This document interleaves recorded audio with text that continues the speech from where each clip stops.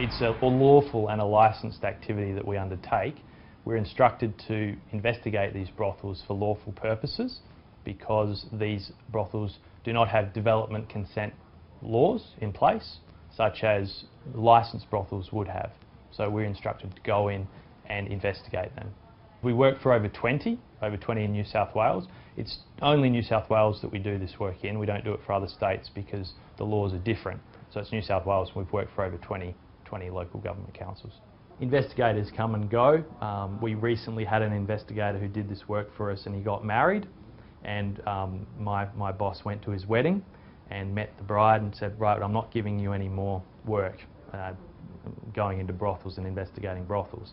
So we advertised for the job and fortunately got some good applicants, so we're staffed currently. All positions are filled. Before the advent of small cameras and microscopic keyhole cameras and things of that nature, there were only the investigators' wits to be used, and what we had is we had this device made by our investigators. It's obviously a string tie, quite a garish looking string tie, and it's been rigged up with a camera.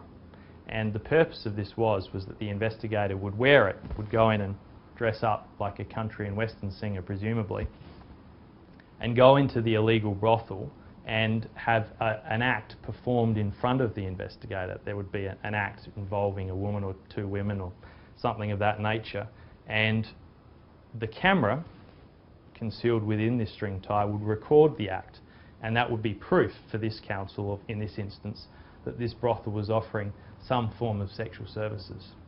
On this occasion, the particular occasion that this was used, things went slightly awry because our investigator went in and had it attached to his neck and was observing the activity, and unfortunately something went wrong with the wiring and it caught on fire and started smoking out of his collar. So it adds another meaning to the term hot under the collar. We get applicants from across the broad spectrum.